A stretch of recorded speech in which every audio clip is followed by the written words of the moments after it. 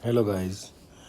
आज मैं आपको बताने वाला हूँ नीट पीजी क्रैक करने का, बहुत अच्छी रैंक से क्रैक करने का एक बहुत ही आसान और बहुत ही सही तरीका। आप बीटीआर पढ़ते हो वगैरह वगैरह, ठीक है, लेकिन अगर आपको एक बहुत ही अच्छी रैंक लेके आनी है, लेट्स से 500 के अंदर, तो मैं आपको एक तरीका बता रहा हूँ।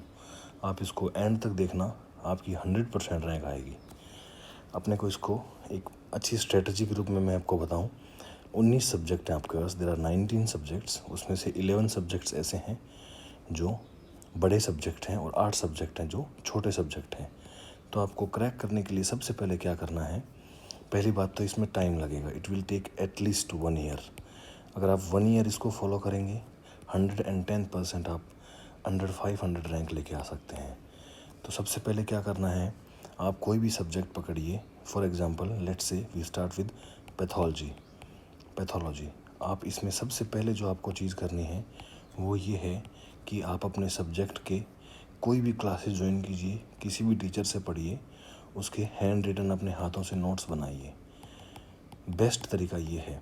अगर आप ये नोट्स नहीं बनाते हैं तो लेट्स से आपके पास एक नोट्स का मटेरियल है, तो आप सबसे पहले क्या करेंगे, इस पूरे सब्जेक्ट के नोट्स को कवर टू कवर अच्छे से कवर करेंगे, अच्छे से पढ़ाई करेंगे, ठीक है। उसके बाद आप क्या करेंगे, इस पैथोलॉजी के सब्जेक्ट को पढ़ने के बाद आप एक टेस्ट पेपर लेंगे जिसमें 200 क्वेश्चंस होंगे पैथोलॉजी से रिलेटेड। इस टेस्ट पेपर का नाम है टेस्ट पेपर ए। आप इन 200 क्वेश्चंस को पूरा सॉल्व करेंगे। लेट्स से आपके क्वेश्चन सही हुए 80 out of 200 and it's okay, ठीक है। जो जो क्वेश्चंस गलत हुए हैं आप उनको एक जगह पे नोट कर लें, ठीक है, नोट कर लें। उसके बाद क्या करेंगे, आप टेस्ट पेपर नंबर 2 लेंगे, उसके भी 200 क्वेश्चन सॉल्व करेंगे। इस बार आपके 100% बोल रहा हूँ मैं, इस बार आपके क्वेश्चन सही होंगे 100 out of 200। The reason being, कुछ क्वेश्चंस ऐसे होंगे जो टेस्ट पेपर ए से रिपीट होंगे, तो आप वो क्वेश्चंस एक्स्ट्रा सही करेंगे। लेकिन आपको एक बात और पता चलेगी, कुछ क्वेश्चंस ऐसे होंगे जो टेस्ट पेपर ए में भी थे, टेस्ट पेपर बी में भी थे। उससे आपको क्या पता चलेगा कि ये वाला जो टॉपिक है जो टेस्ट पेपर ए और बी दोनों में आ रहा है वो बहुत इम्पॉर्टेंट है। उसके बाद आप क्या करेंगे, टेस्ट पेपर सी सॉल्व करेंगे जिसके अंदर 200 क्वेश्चंस होंगे। इस बार आपके क्वेश्चन सही होंगे 130 out of 200। The reason being, कुछ क्वेश्चंस ऐसे होंगे जो टेस्ट पेपर ए में भी थे, बी में भी थे और अब सी में भी है। जो क्वेश्चंस तीनों टेस्ट पेपर में हैं, इसका मतलब आपको ये मालूम पड़ेगा कि ये वाले क्वेश्चंस, ये वाले टॉपिक्स बहुत ज़्यादा इम्पॉर्टेंट हैं, ठीक है। अब क्या करेंगे, आप एक ग्रैंड टेस्ट सॉल्व करेंगे जिसके अंदर सारे के सारे क्वेश्चंस ऑल 19 सब्जेक्ट के अवेलेबल हैं। लेकिन आपको बाकी क्वेश्चंस में आपको बिल्कुल फोकस नहीं करना है। आपका मेन पर्पस होना चाहिए कि जो पैथोलॉजी के लेट से 25 क्वेश्चंस हैं, 25 क्वेश्चंस पैथोलॉजी के हैं, आप उसमें से एक भी गलत ना करें। यह आपका टारगेट होना चाहिए। After solving 600 questions from 3 different coachings, काफ़ी चांसेस हैं कि आप इस 25 में से आराम से 20 क्वेश्चंस या 22 क्वेश्चंस आउट ऑफ 25 सॉल्व कर पाएंगे। और आपको एक और बात पता चलेगी कि कुछ क्वेश्चंस या टॉपिक्स ऐसे हैं जो टेस्ट पेपर ए में भी थे, बी में भी थे, सी में भी थे और ग्रैंड टेस्ट में भी थे। इसका मतलब ये वाले क्वेश्चंस और ये वाले जो टॉपिक्स हैं वो बहुत ज़्यादा इम्पोर्टेंट हैं, उनको आप बहुत ही अच्छे से करेंगे। इसके बाद आप इन पूरे को पढ़ने के बाद जो जो चीज़ें आपको नहीं पता थी, कुछ क्वेश्चंस आपको फैक्ट्स ही नहीं पता थे। फॉर एग्जांपल आपके जो ओरिजिनल नोट्स थे, जो सबसे पहले आपने ओरिजिनल नोट्स किए थे, उसके अंदर अवेलेबल ही नहीं थे, तो आपको फैक्ट्स नहीं पता चलेंगे। कोई टेबल होगी, कोई किसी चीज़ का और कुछ सिंड्रोम का नाम होगा, वो आप अपने नोट्स में ऐड करेंगे, ठीक है। कुछ क्वेश्चंस ऐसे होंगे जो आपको कॉन्सेप्चुअल क्लैरिटी देंगे। आपके नोट्स में तो थे बट आपको कॉन्सेप्चुअल क्लैरिटी नहीं थी, क्योंकि अब आपने इतने क्वेश्चन सोल्व किए पैथोलॉजी के, तो आपको कॉन्सेप्चुअल क्लैरिटी भी आ जाएंगी।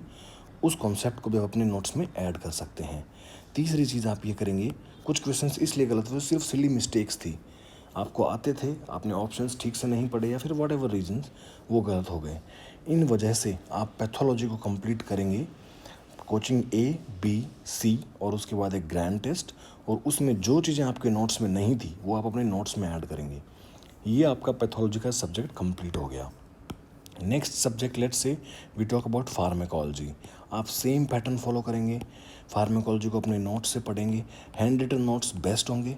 अगर हैंड रिटन नोट्स नहीं है तो आप जहाँ से भी नोट्स पढ़ते हैं उसको कवर टू कवर एक बार अच्छे से करेंगे। अगेन उसको आप टेस्ट पेपर ए से which will have 200 questions, again test paper B से, टेस्ट पेपर सी से, सब में 200 क्वेश्चन रहेंगे। वो सॉल्व करने के बाद आप एक ग्रैंड टेस्ट देंगे। ग्रैंड टेस्ट में इस बार आप मेक श्योर करेंगे कि ग्रैंड टेस्ट में और कुछ हो ना हो, एटलीस्ट पैथोलॉजी जो कि आपने ऑलरेडी कर ली है और फार्मेकोलॉजी, इनके क्वेश्चंस आप गलत नहीं करेंगे। ये पैटर्न आप फॉलो करेंगे। और फार्मेकोलॉजी में अगर आपके क्वेश्चंस जो भी गलत हुए हैं, अगेन सेम पैटर्न फॉलो करेंगे। फैक्ट्स की वजह से गलत हो सकते हैं, कॉन्सेप्ट की वजह से गलत हो सकते हैं, सिली मिस्टेक्स की वजह से गलत हो सकते हैं। और ये सारा का सारा आप सब्जेक्ट वाइज अपने ओरिजिनल नोट्स जो आपने सबसे पहले पढ़े थे, आइडियली हैंड रिटन और इवन नोट्स, उसमें ऐड करते जाएंगे। इस तरह से करके आप 19 सब्जेक्ट कंप्लीट करेंगे।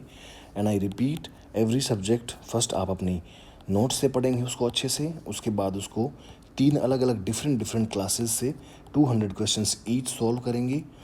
और जो भी चीज़ें आपको लगता है कि नई है वो अपने नोट्स में ऐड करेंगे। उसके बाद आप ग्रैंड टेस्ट सॉल्व करेंगे।